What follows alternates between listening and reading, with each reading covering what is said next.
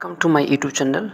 आज आम डिस्कस करवा plus two second year political science second अध्याय भारत में दलीय व्यवस्था। ये भारतीय दलीय व्यवस्थार आमर इंटरनल एग्जाम निमंते आमर जो 2 मार्क क्वेश्चन आमर जो इम्पोर्टाट रही आम से 2 मार्क भितर आमर सिलेक्शन आमर राजनीतिक दल आम से राजनीतिक दल कौन क्या कहुए से विषय आज आलोचना करवा।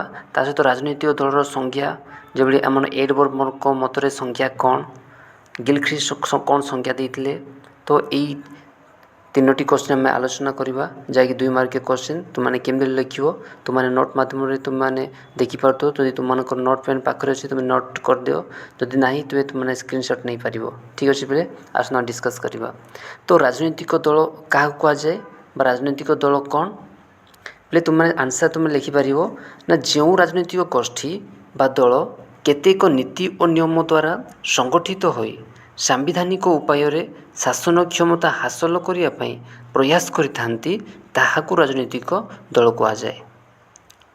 कौन बुझीपार ना जो राजनीतिक गोष्ठी बा दल केतेक नीति और नियम द्वारा संगठित होई सांविधानिक उपाय शासन क्षमता हासिल करने प्रयास करिथांती ताहाकू राजनीतिक दल कहुए। बुझीपारे पे ना ये जो आम गणतंत्र सफलता राजनीतिक दल एक गोटे अपरिहार्य शर्त अटे। ठीक अच्छे पे आसता मैंने नेक्स्ट संज्ञा मान द्वारा मैंने बुझा ये डेफिनेशन को ना न्यूमान कही न्यूमान भाषा राजनीतिक दल माने आधुनिक राजनीतिर जीवन रेखा। न्यूमान भाषा राजनीतिक दल माने आधुनिक राजनीतिर जीवन रेखा। तुमको 1 मार्क तुम क्वेश्चन पड़ो कि राजनीतिक दल माने आधुनिक राजनीतिर जीवन रेखा यह किए कही तो तुमने लिखिपार न्यूमान। ठीक अच्छे पे आसतु 2 मार्क क्वेश्चन आलोचना कर एडवर्ड बर्ग एडमंड बर्ग कौन संज्ञा प्रदान करते एडमंड बर्ग मतरे राजनीतिक दल माने कौन। ठीक अच्छे पे तुमने क्वेश्चन एवं पढ़ी पारे तो तुमने से सेम आंसर तुमने पुट कर केवल तुम परीक्षा कराऊँ कि गोटे छात्र गोटे नॉलेज व टैलेंट से आपणकर लेक्चर्स माने से परीक्षा करती टीचर्स माने परीक्षा करती तो तुमको से अनुसार तुमको आंसर पुट करा पड़ो। ठीक अच्छे पे ना एडवर्ड बर्ग मतरे कौन ना एडवर्ड बर्ग मतरे दलीय व्यक्ति जेतेबेले सेमानक चिंता तथा नीति द्वारा जातीय स्वार्थर अभिवृद्धि साधन पर एकाठी होती आम ताहाको एक राजनीतिक दल कहू। एडवर्ड बर्ग कौन कहले ना जेतेबेले ना दलीय व्यक्ति बा गोटे गोष्ठी जेतेबेले सेमानक चिंता तथा नीति द्वारा जातीय स्वार्थर अभिवृद्धि साधन पर एकाठी होती आम ताहाको एक राजनीतिक दल कहू। यही संख्यार कौन बुझीपार ना गोटे दलीय व्यक्ति बा गोटे दल बा गोटे गोष्ठी से माने कौन कर गोटे देश विषय से माने कौन चिंता करुँच बा गोटे देश कौन हेले गोटे विकसित हो पार बा विकास हो पार बा उन्नति हो पार तो जो से दिग को से अनुधान कर केतेक से नीति को से केतेक आदर्श को से आपणी था तो से जो नीति आदर्श को से जो जातिर स्वार्थपाई जो अभिवृद्धि साधन जो से एकाठी होती ताहाको एक राजनीतिक दल को।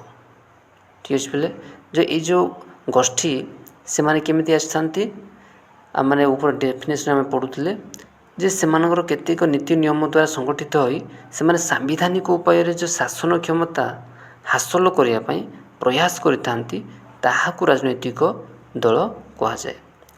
जेतु से गोटे नीति नियम को से आपणे था गोटे देशर अभिवृद्धि साधन से कौन करती ना ये जो राजनीतिक क्षमता को से सांविधानिक उपर से हासिल करने से कौन जो प्रयास करती ही कहुए राजनीतिक दल।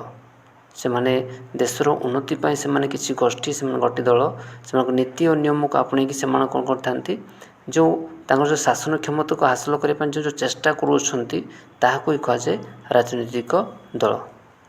ठीक अच्छे पे सेकेंड क्वेश्चन जे अध्यापक गिलख्रिस्ट मतरे राजनीतिक दल माने कौन कि राजनीतिक दल अर्थ कौन बा तुम क्वेश्चन आसो कि गिलख्रिस्ट को संज्ञा कौन ରାଜନୈତିକ ଅର୍ଥ କ'ଣ, ଗିଲଖ୍ରୀଷ୍ଟ କ'ଣ ମତ ଦେଇଥିଲେ।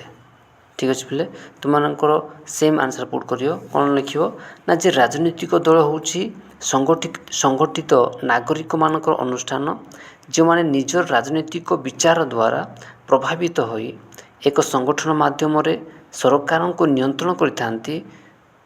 ରାଜନୈତିକ ଦଳର ମୁଖ୍ୟ ଉଦ୍ଦେଶ୍ୟ ହେଉଛି ତା'ର ଗୃହୀତ ରାଜନୈତିକ ଆଦର୍ଶ ଓ ନୀତିକୁ ଜନସାଧାରଣଙ୍କ ସମର୍ଥନ ଦ୍ୱାରା କାର୍ଯ୍ୟକାରୀ କରିବା। ପିଲେ ଗିଲଖ୍ରୀଷ୍ଟଙ୍କ ମତରେ କ'ଣ ନା ଯେ ରାଜନୈତିକ ଦଳ ହେଉଛି ସଂଗଠିତ ନାଗରିକମାନଙ୍କର ଅନୁଷ୍ଠାନ।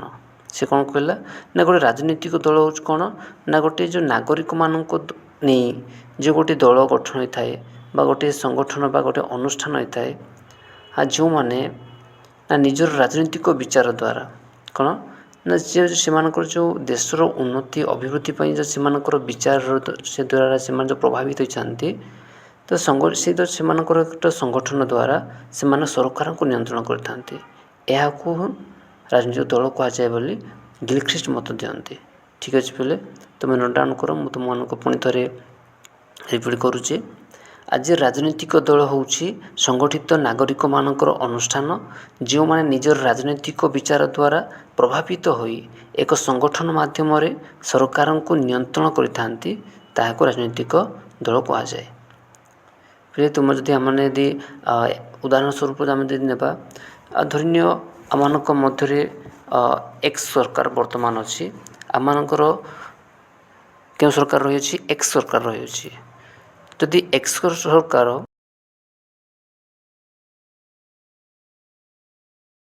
ଗୋଟେ ଡେଭଲପମେଣ୍ଟ କାମ କିମ୍ବା ଗୋଟେ ଜନମଙ୍ଗଳକାରୀ କାମ ଯଦି କିଛି କରିପାରିଲେ ନାହିଁ କିମ୍ବା ଜନସାଧାରଣଙ୍କୁ କୌଣସି ବିଷୟରେ ତାଙ୍କୁ ହେଲ୍ପ କଲେ ନାହିଁ, ଧରିନିଅ ସେମାନେ ଅଧିକ ସମାଜରେ ବେକାରୀ ହୋଇ ଅଛନ୍ତି, ସେ ବେକାରୀମାନଙ୍କ ପାଇଁ କୌଣସି କିଛି ସୁବିଧା କଲା ନାହିଁ କିମ୍ବା ଅନେକ ନାରୀମାନେ ଅତ୍ୟାଚାରରେ ସେମାନେ ରହୁଛନ୍ତି, ସେମାନଙ୍କର କୌଣସି ନ୍ୟାୟ କିମ୍ବା ଆସି ତାରୁ ମୁକ୍ତି ପାଇପାରୁନାହାନ୍ତି, ତ ଏଇଗୁଡ଼ାକ ଯଦି ଯେତେବେଳେ ନାଗରିକମାନେ ଧ୍ୟାନ କରୁଛନ୍ତି ଯେ ଏଇ ଯେଉଁ ସରକାରମାନଙ୍କୁ ସେମାନେ କ'ଣ ନା ପ୍ରତିରୋଧ କରିବା ପାଇଁ, ଯେଉଁ ବିରୋଧ କରିବା ପାଇଁ ଏଇଭଳି ପରିସ୍ଥିତିକୁ ଆଖି ଆଗରେ ରଖି ଏ ଯେଉଁ ନୀତି ନିୟମକୁ ଆପଣେଇ ନା ଗୋଟିଏ ଗୋଷ୍ଠୀ କ'ଣ କରୁଛନ୍ତି ନା ଏକ ଦଳ ଗଠନ କରୁଛନ୍ତି ଏବଂ ଦଳ ଗଠନ କଲା ପରେ ତାଙ୍କର ଯେଉଁ ଶାସନ କରିବା ନିମନ୍ତେ ଯେଉଁ ସାମ୍ବିଧାନିକ ଉପାୟରେ ସେମାନେ ଯେଉଁ କ୍ଷମତା ହାସଲ କରିବା ପାଇଁ ଯେଉଁ ଚେଷ୍ଟା କରିଥାନ୍ତି, ତାକୁ ହିଁ କୁହାଯାଏ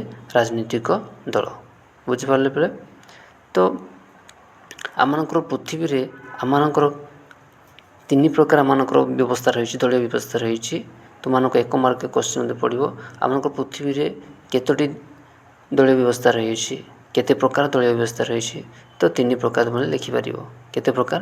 3 ପ୍ରକାର। କ'ଣ କ'ଣ ନା ଏକଦଳୀୟ ବ୍ୟବସ୍ଥା, ଦ୍ୱିଦଳୀୟ ବ୍ୟବସ୍ଥା ଏବଂ ବହୁଦଳୀୟ ବ୍ୟବସ୍ଥା। ଭେରି ଭେରି ଇମ୍ପୋର୍ଟାଣ୍ଟ ପିଲେ କି ଆମମାନଙ୍କର ଭାରତରେ କେଉଁ ଦଳୀୟ ବ୍ୟବସ୍ଥା ଦେଖାଯାଏ ନା ଆମମାନଙ୍କ ଭାରତରେ ବହୁଦଳୀୟ ବ୍ୟବସ୍ଥା ଦେଖାଯାଏ।